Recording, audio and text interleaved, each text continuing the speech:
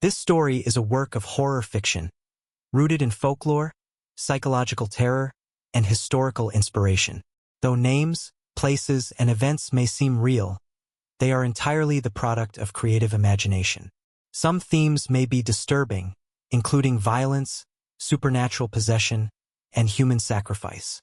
Listener discretion is strongly advised. This tale is not suitable for children or those sensitive to horror. The fog rolled thick over the crooked river like it did every morning in Brim Hollow, curling low around the rocks and drifting silently into the fields like a ghost looking for a home. By sunrise, the entire valley looked drowned in milk, and the trees stood like forgotten gravestones in the whiteness. This was how the town had always been and how it would always be, if you asked the old-timers. But today, something new arrived with the fog. Two figures stood at the edge of the mill road.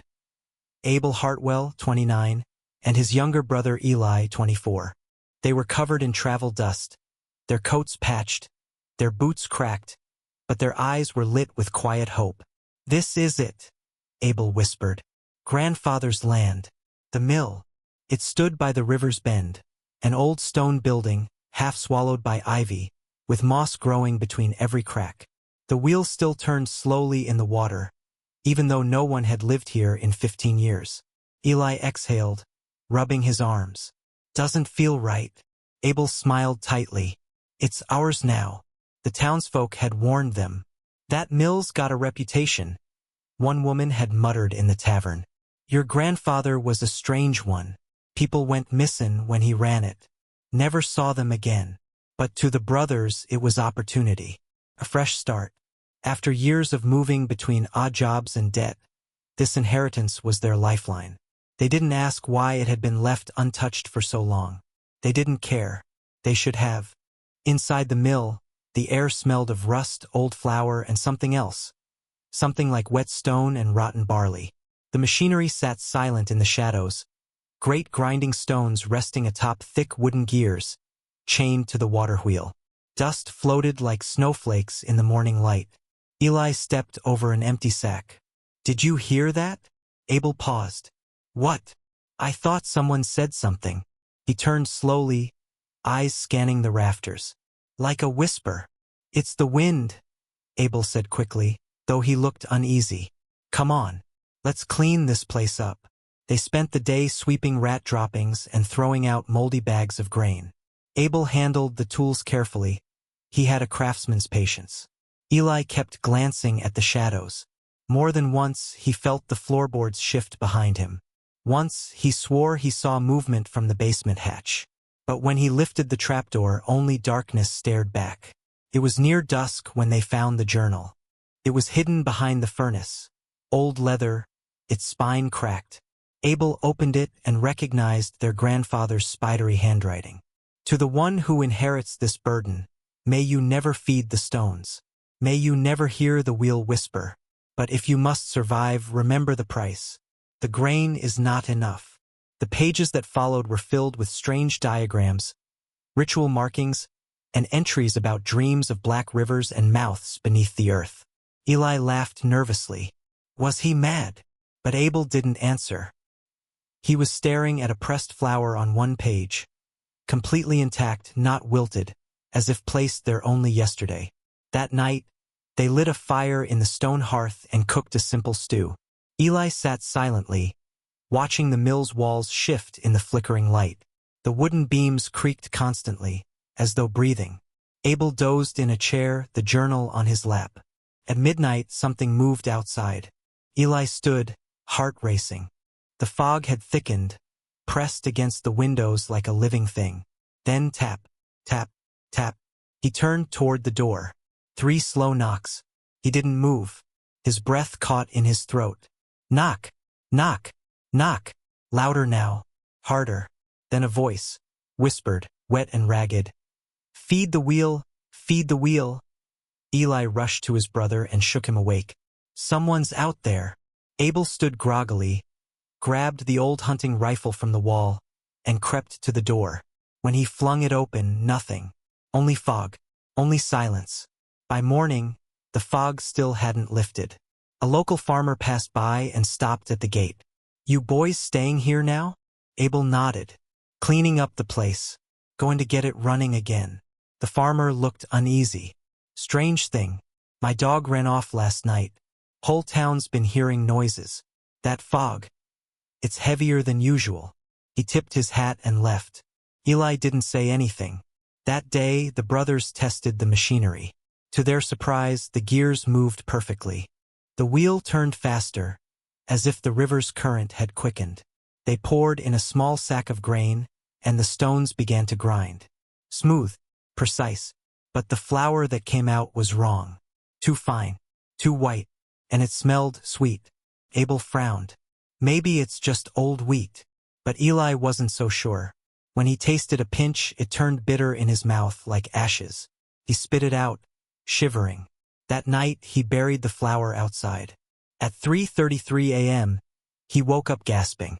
The fog was inside the room, coiling around his bed. And in the center of the room, a figure. Tall. Gaunt. Its face hidden by a flour sack, stitched where eyes should be. His hands covered in blood. Eli couldn't scream. He only heard the grinding metal on bone, echoing through the night. And then it was gone. By dawn, he looked pale. Abel dismissed it. You probably had a nightmare. But Eli saw something outside, half buried near the wheel. A rabbit carcass, flayed, bones crushed, its blood trailing toward the chute, toward the mill. And the wheel was spinning, even though the river was still. The fog no longer waited for morning. It came early now before twilight, curling down the hills like a hungry mouth seeking open doors and unlocked windows.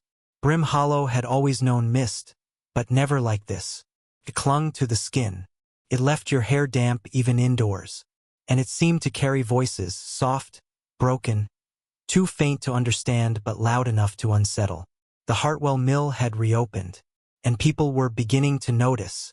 The townsfolk were drawn by curiosity at first. The wheel, once rusted and still, now spun full and smooth, churning water with a rhythmic splash. Smoke curled from the chimney, and in the early hours of the day, a faint mechanical groan echoed through the trees, like bones being ground into dust. Abel handled the public face. He smiled at passers-by, offered them samples of flour in paper sacks, and reassured them that the old place was simply being restored. But Eli hardly slept anymore. He'd stopped eating the food they cooked from the mill. He watched everything. At night, he heard footsteps circling the building. At dawn, he'd find muddy handprints on the windows, child-sized. No children ever came. It was on the 7th day that a child did come. Lila Granger, a baker's daughter. She had run ahead of her mother and wandered toward the water wheel out of innocent curiosity. She returned screaming, not because of what she saw, but because of what she heard. Screaming, Mama, from the big barrel. Screaming like someone stuck inside. Her mother dragged her away, but her story spread. The townsfolk began to talk behind closed doors. A few days later, an old beggar woman named Martha Rindle knocked at the Hartwell's door. She'd been around since the brothers' grandfather's time. I brought bread, she said with a crooked smile. From your flour.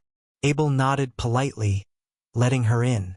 She bit into it, chewed, and then slowly began to cry. I know this taste, she whispered, voice breaking. It's back.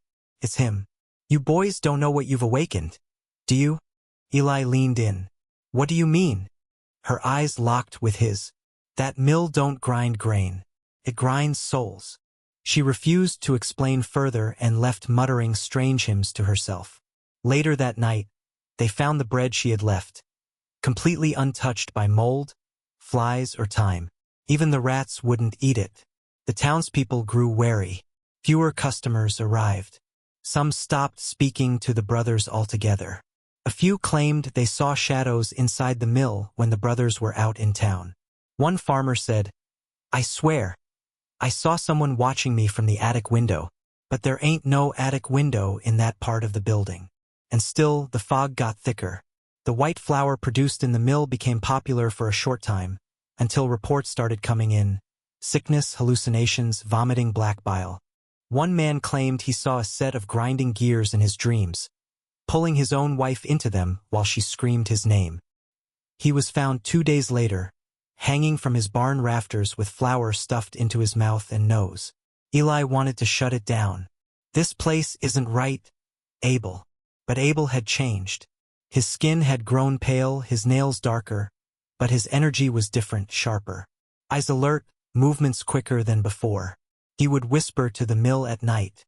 Sometimes Eli heard him, and sometimes the mill answered back. Eli returned to the grandfather's journal, desperate to understand. One page had changed, new ink where there hadn't been any before. A line scrawled in dark red.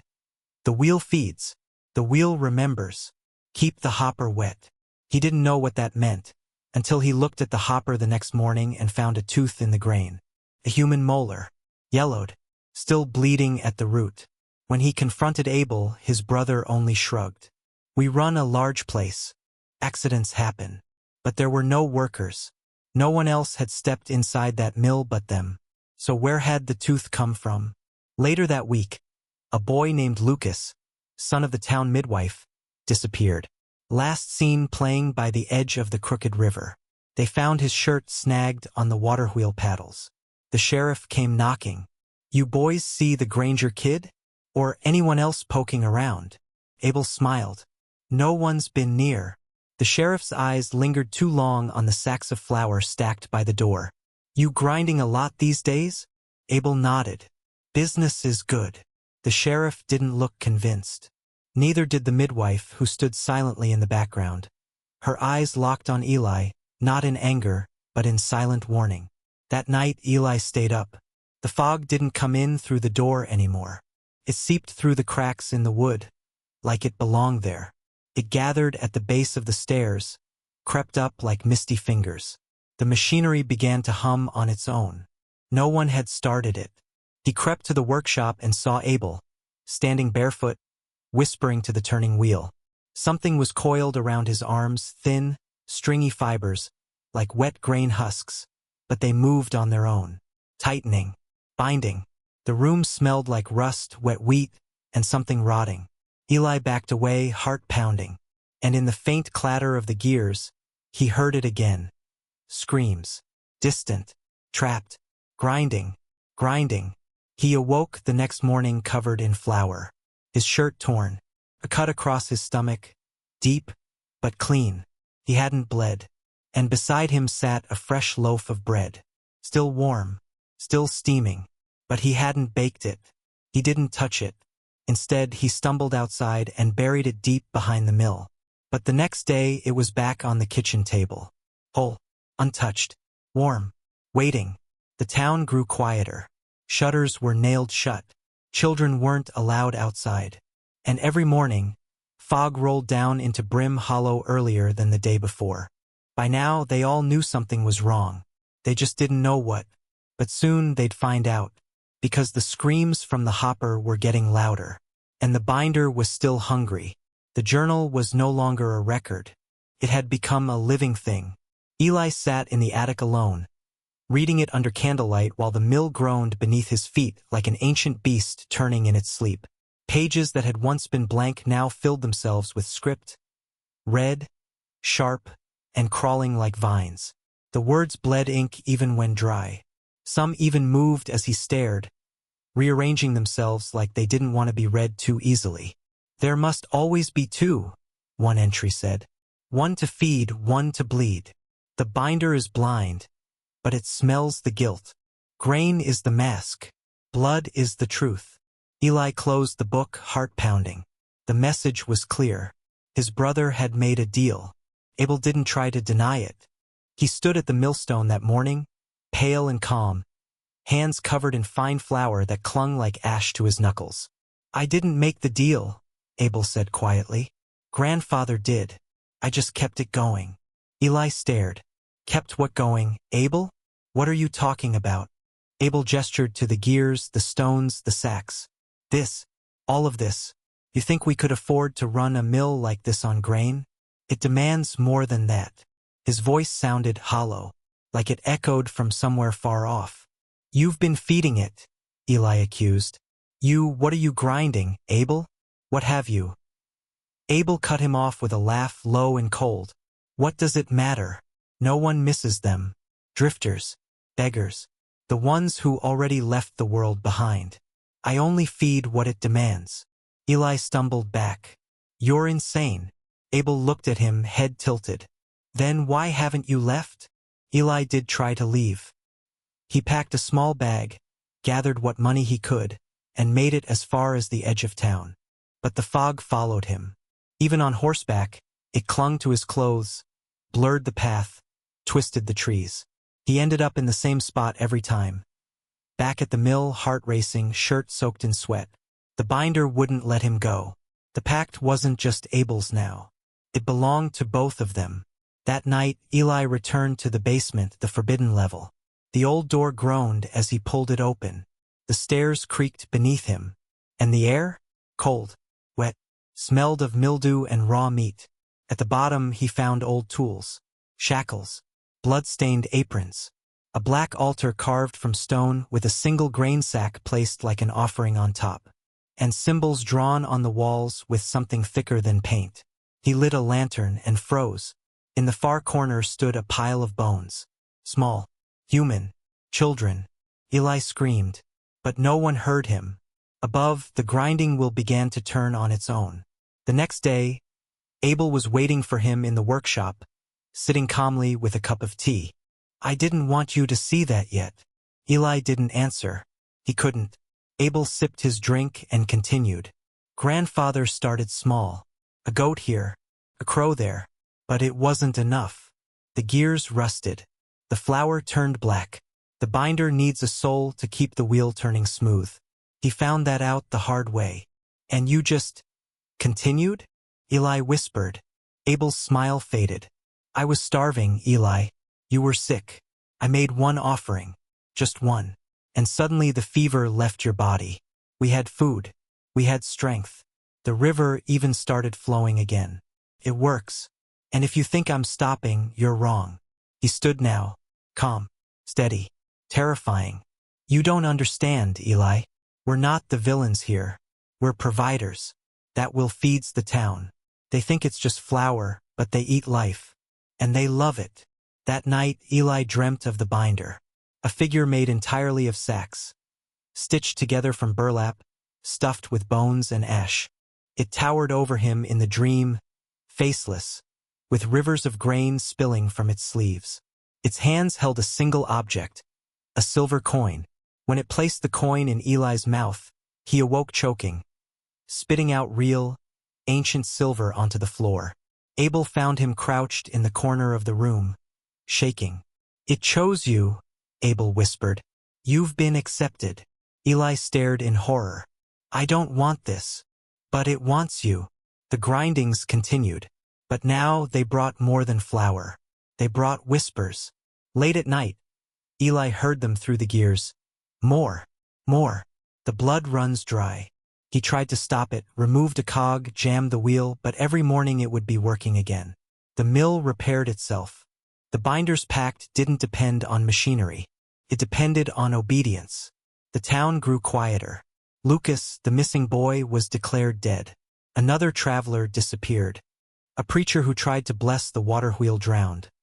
His body found with flour packed in his ears and nose, his hands shredded by gears. The sheriff warned them once more. You boys keep to yourselves. But if this keeps up, we'll come looking.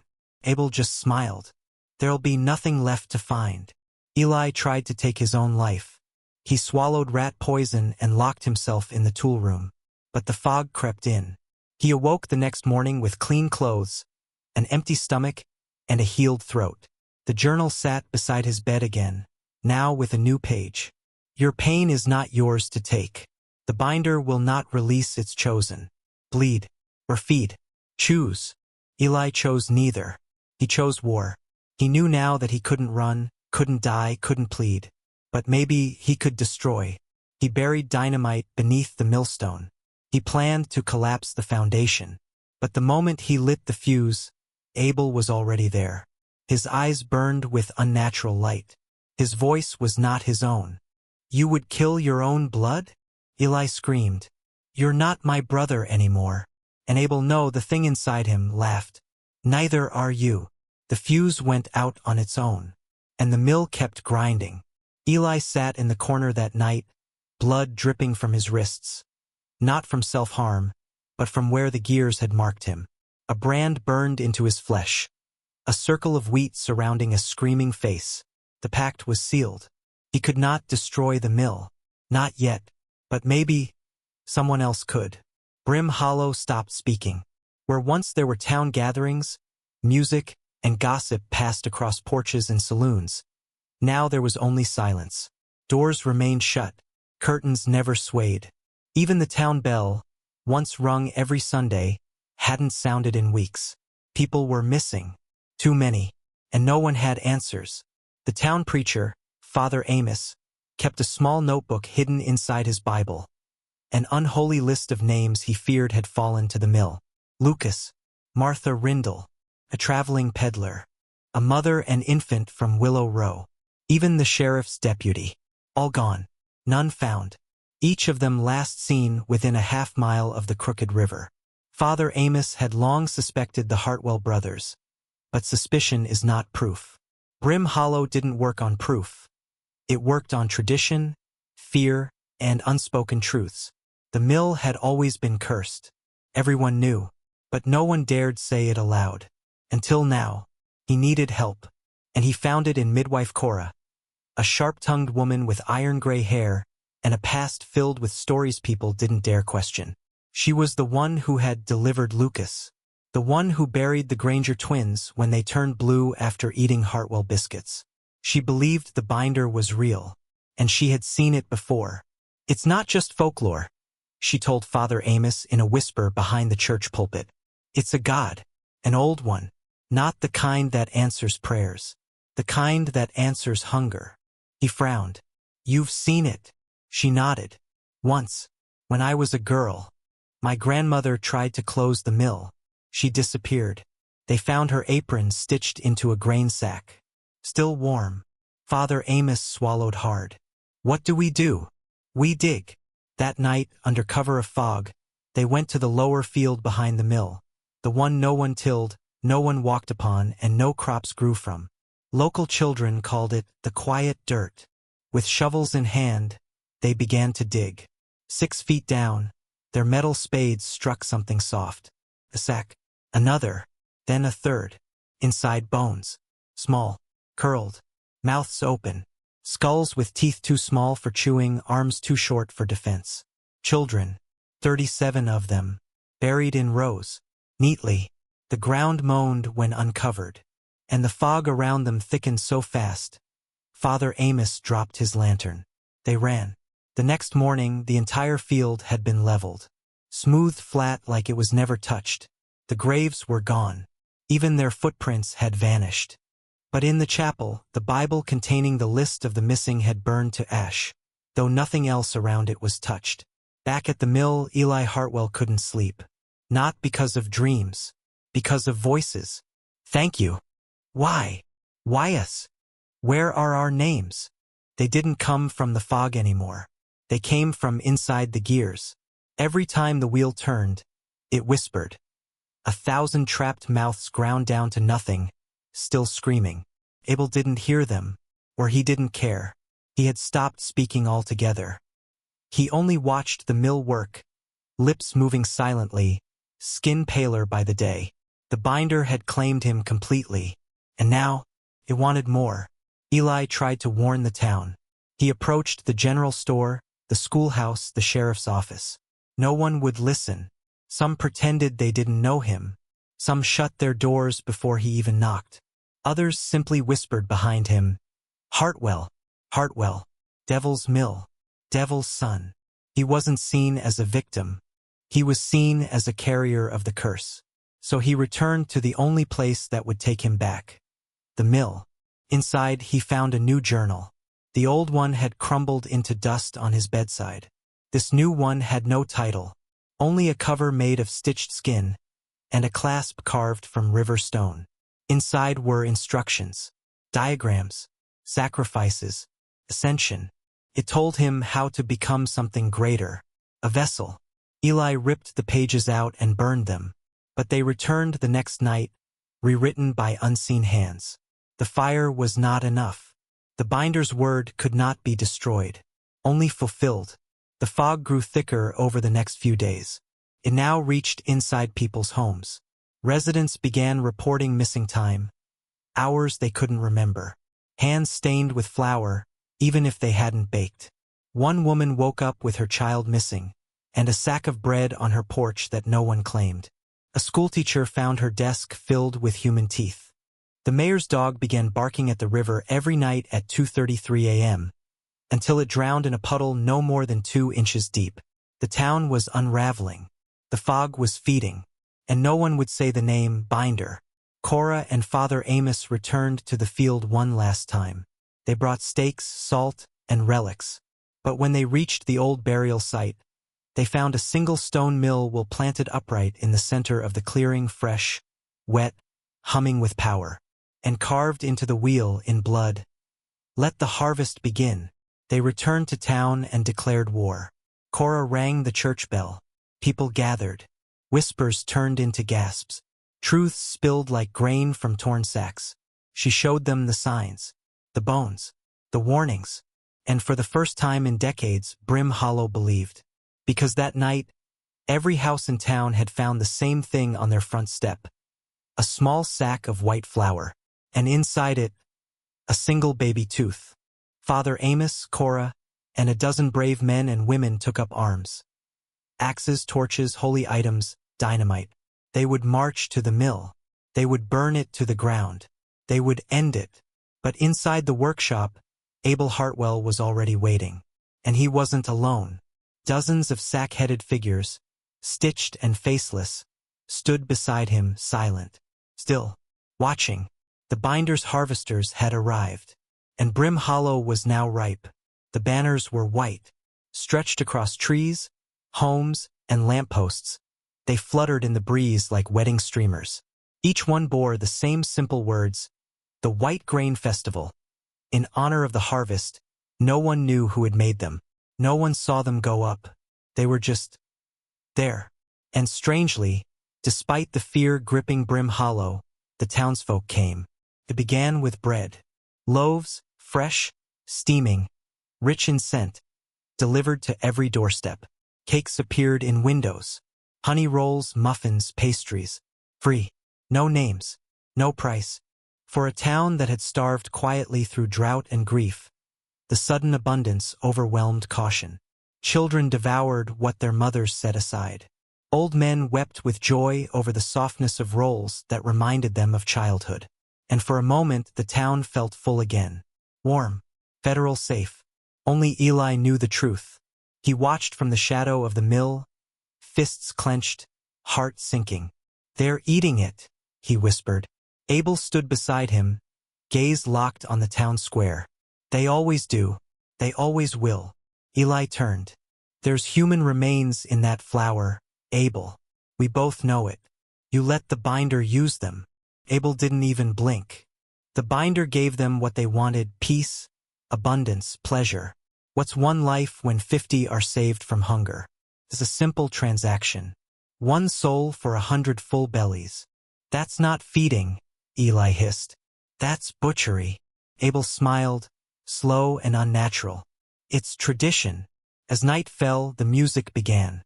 Violins from nowhere. Drums without hands. A parade moved through Brim Hollow, made of faceless figures, cloaked in stitched burlap, white flour dust billowing from their shoulders like smoke. Children danced with them. Adults joined in. Nobody saw the figures' feet never touched the ground. Nobody noticed their hands were made of twine and bone.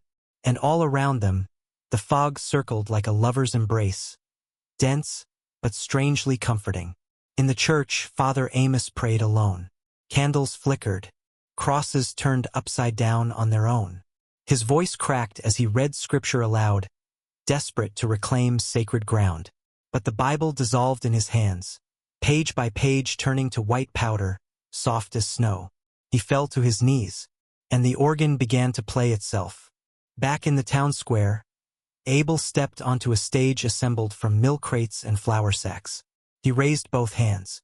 The music stopped. A hush fell. Even the fog seemed to pause mid-air. "My friends," he said, his voice booming unnaturally through the night. "Tonight we celebrate the harvest, the longest, richest, most sacred harvest in Brim Hollow's history." Cheers erupted. Candles flared. And then the bread returned. Massive white loaves wheeled out in carts. Some as tall as a man. Children cheered. Women wept. Everyone was told to eat. Some did. Some refused. Those who refused began to bleed from the eyes. Cora, still recovering from the graveyard discovery, screamed warnings from the edge of the crowd. "Don't eat. It's not bread.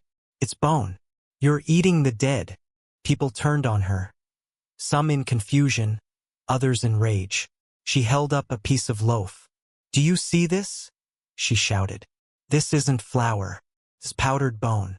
Look closer." A man grabbed the piece, tore it open, and gasped. Inside, a child's fingertip.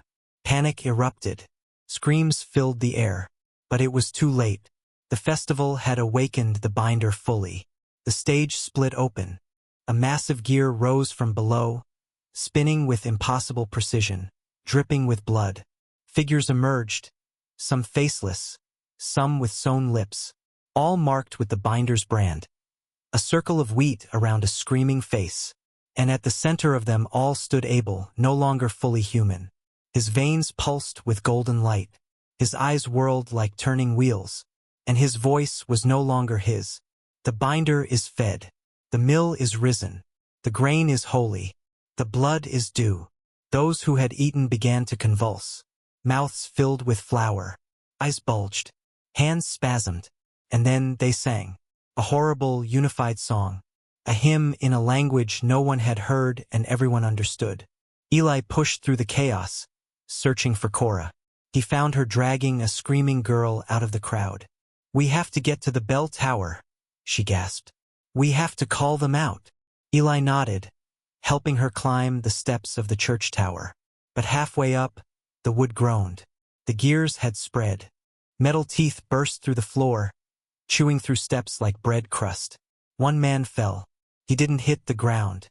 He was absorbed, his body turning to dust mid-air, pulled into the spinning cogs.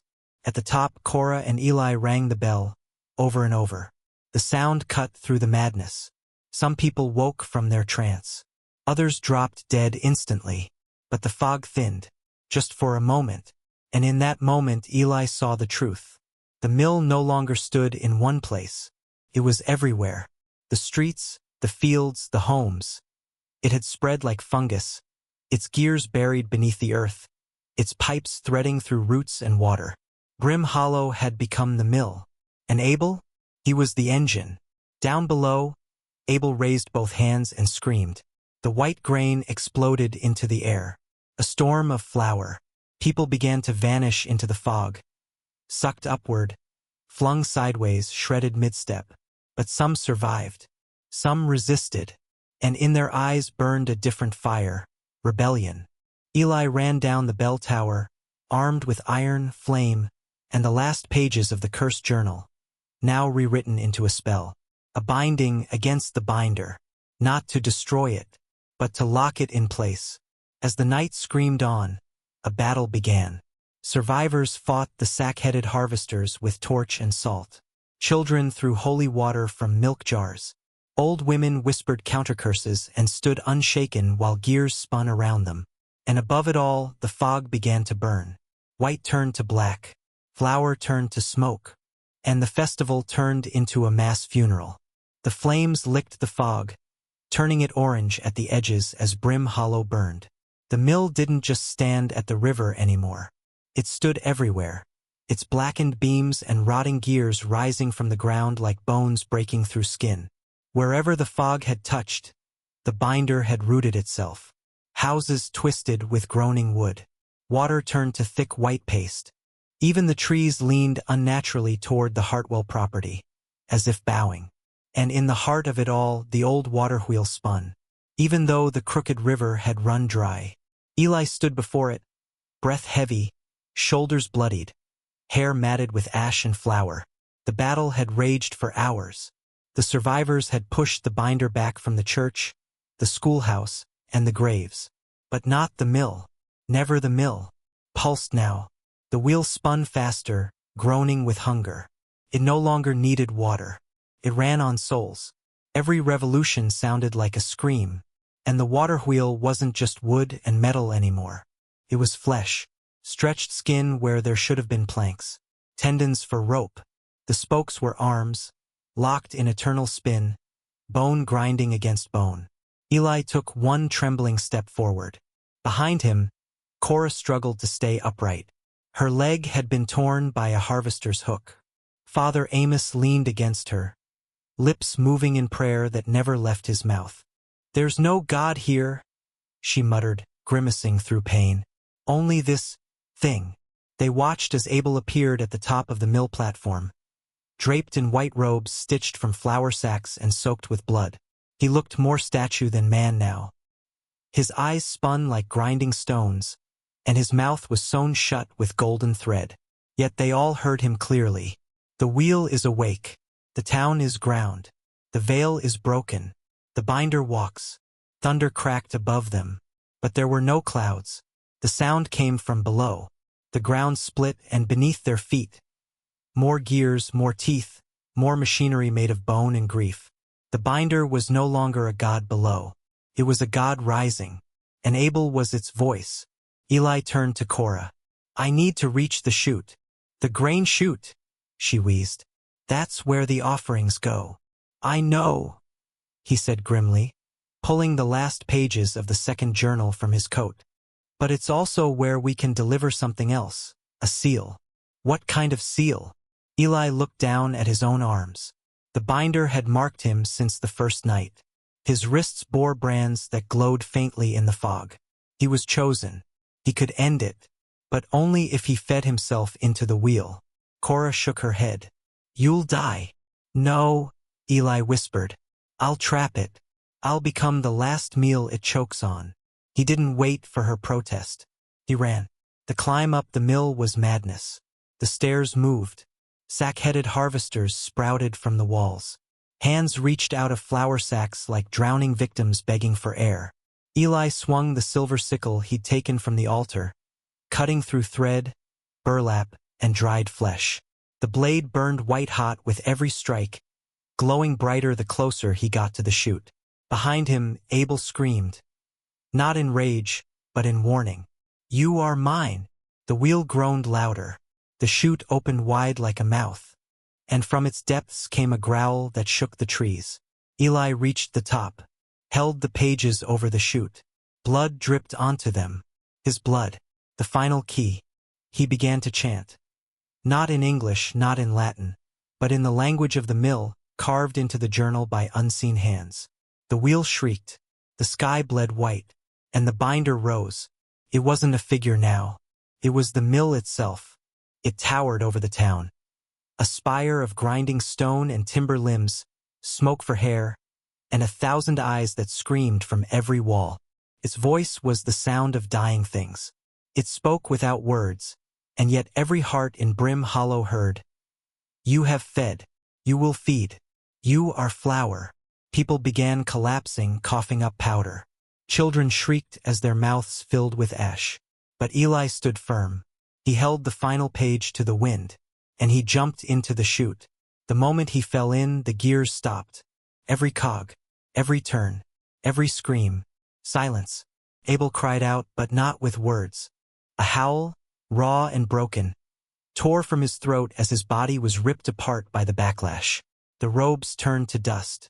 The glowing eyes burst. And Abel Hartwell died a mortal death, his soul rejected by the God he had served.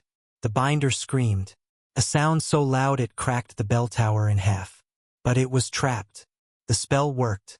Eli's soul, willing and defiant, had become the seal the binder couldn't consume. He was not prey. He was the blade, and the gears locked in place. Forever. The fog lifted. The flour dissolved. The harvesters crumbled like old cloth. Brim Hollow stood silent, blackened but free. Cora limped toward the mill ruins as dawn broke. All that remained was the wheel, still rotting, broken. A single stone sat where the chute once gaped open. It was warm to the touch, and on it, carved in trembling lines, "I am still here. Keep the wheel buried. Never grind again." Dawn broke over Brim Hollow like a breath after drowning, soft, trembling, unsure if it was real. The fog was gone. The skies were clear. The mill had collapsed into itself. Nothing but charred timber and broken gears jutting from the earth like bones rising from a shallow grave. But the town was not saved. Not yet, because the binder wasn't dead. It was trapped, and anything trapped will always try to escape. 3 days passed. The townspeople buried their dead. They burned the last of the flour, sealed every sack in iron boxes, and poured salt over the foundation of the mill. But the signs were still there. Wells turned red at dawn. Dogs barked at empty corners. Flour blew through the streets, though no one baked anymore. And beneath the silence, beneath the cracked cobblestone paths and old wooden porches, the gears clicked. Cora was the first to hear them again. She awoke one night to the sound of grinding from under her bed. When she pulled away the rug, she found a small, round grinding stone embedded in the floorboards, turning slowly on its own, despite having no mechanism. She screamed. The townsfolk came running. They found 5 more. In homes, in the school, under the sheriff's desk. The binder was rebuilding. Father Amos convened what was left of the town council. What remained were those who had not eaten the cursed grain, those who had resisted the trance, and those who had watched loved ones vanish into fog and fire. They called themselves the Ash Circle, and they had one mission: to erase the mill.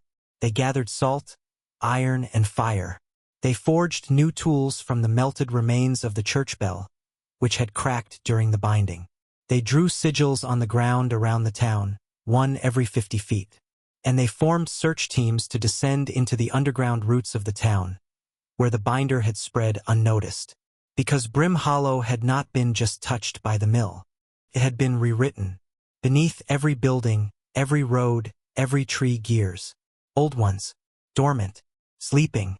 For now, Cora led the first team into the cellar of the old boarding house. The boards had groaned since the White Grain Festival. Now they gave way entirely. The search team fell through, into a cathedral beneath the earth. A place carved of bone and flour. Millstones lined the walls like tombs. Burlap robes hung from hooks, their threads still wet with blood. In the center of the chamber, a massive crank sat untouched, but whispering, "Turn, turn, turn." They backed out, set it alight. It screamed like a child. More chambers were found. Under the schoolhouse, a grinder full of teeth. Beneath the butcher's shop, a spiral chute stained with dried blood and golden symbols. Under the cemetery, a vault that beat like a heart. The town was layered with machinery. Eli had only sealed the core, but the limbs were still twitching. The binder's body was trying to wake again. So they struck fast, salted the wells, tore up the streets, collapsed basements. They wore flour masks dipped in ash, protection against the last of the fog still hiding in corners. They sang no hymns. They rang no bells. Only fire spoke now, and it sang louder than the wheel ever could. But the binder fought back. The flour returned, through cracks in walls, down chimney stacks, inside closed mouths. Children began speaking in sleep. One man drowned in dry grain. Another woman found her reflection grinding her teeth down to nubs. The worst came on the 7th night. A child, the daughter of the librarian, was found grinding her baby brother's bones in a mortar. When they pulled her away, she smiled and said, "I'm helping the wheel." The town wept, and they knew they had to end it, not contain it. Cora remembered the journal. What remained of it? Before Eli jumped into the chute, he had left her a ripped page sealed in wax. She had never opened it. Until now. The page read, "There's one more gear, the first gear. The binder didn't come from below. It came from Brim Hollow's birth. Find the original foundation. Burn it. Salt it. Seal it with sacrifice. Or it will rise again." The Ash Circle followed the trail. They traced the town's first map.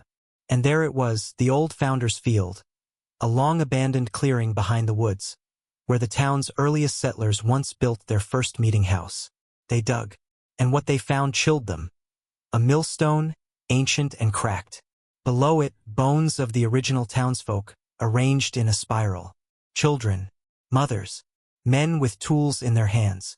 All dead, all placed, not buried, offered. Brim Hollow hadn't been cursed by the binder. It had been founded for it. So they prepared the final rite, built a circle of fire around the stone, laid iron teeth in each cardinal direction, painted the spiral with the ashes of every cursed flour sack. And Cora, bloodied, limping, older than most, stepped into the center. "I am the last midwife," she said. "I will birth the end." She lit the center flame. The ground shook. The forest screamed. The wheel turned one last time. In the sky, a hallucination of machinery built from stars and clouds, grinding the moon into dust. Then, silence. The earth swallowed the stone. The air cleared. And Brim Hollow, for the first time in 2 centuries, was clean. Those who survived built no monuments. They planted nothing on that land. They told no children of the binder. And if someone ever whispered of the mill, they'd reply, "There was never a mill in Brim Hollow," and keep walking. But somewhere, deep beneath the riverbed, the faintest sound still echoes. A click, a turn, a whisper. Still hungry. 20 years later, no one remembered the name Brim Hollow. It had been wiped from maps, erased from county records, and paved over by time and silence. Nature had reclaimed the land, growing wild over burnt timbers and sealed vaults. Trees stood where homes once did. The crooked river trickled on, slow and quiet, as if afraid to draw attention again. But secrets don't stay buried forever, especially not when they're wrapped in white flour sacks. Eleanor Voss, a young journalist fresh out of university, specialized in lost towns, forgotten places. She called them haunted wounds in America's body. She had followed whispers and inconsistencies in old mining records and land deeds until a name began surfacing over and over. Scratched out, blacked over, missing entirely. B.H. Then, an 1836 receipt from a county mill purchase. And a single, fragile note in a box of unsorted town logs. "Do not go near the stone wheel. It still grinds, and it does not forget." See, curiosity burned through her like fire. She packed a recorder, camera, notebook, and hiking boots, and headed to where Brim Hollow had once been. It took 2 days of trekking through dense forest, thorn vines, and forgotten rail paths before she found the clearing. She knew it before she saw it. The air changed, still, heavy, not silent, but hushed, like a breath held too long. At the edge of the clearing stood the wheel. It was cracked, moss-covered, and half-buried. Its spokes snapped and rotted, but something in its shape felt wrong. Too round, too perfect, as if decay had tried and failed to eat it fully. Eleanor crouched beside it, ran her fingers along the groove. Cold, too cold. She took a photo, then noticed something odd. Her camera had no reflection, only static, white static, like snow. She backed up slowly and turned to leave. Then she saw the sack, lying in the middle of the field, small, child-sized, closed at the top with twine. It hadn't been there before. No wind had carried it. It was just there. She approached, hesitated, then opened it. Inside, warm flour, still steaming, still fresh. She reeled back, fell, then noticed what was beneath the sack. A pair of footprints, small, bare, and beside them, in the dirt, written as if by a child's finger, "Still hungry." She ran, didn't stop, didn't look back, not even when the trees started whispering, not even when the birds all went silent, not even when she felt the ground softly humming beneath her feet. She didn't publish the story. She didn't speak of it again. She left journalism, changed her name, and never baked bread again. But someone else found it. They always do. Another wanderer, another ghost hunter, another curious fool. Each one drawn by silence, old maps, or cursed whispers. They find the sack. They open it. And the wheel turns. In a small town 20 miles away, a new mill opened recently. White flour only. Family-owned since 1847. Hartwell Milling Company. They give out free bread on Sundays. People say it tastes like a memory. So rich, so soft, so warm. No one asks where it comes from. They just eat. And somewhere, deep beneath the gears, a voice hums, a whisper through flour, a turn of a wheel. The grain is holy. The wheel is awake. The meal begins. 2.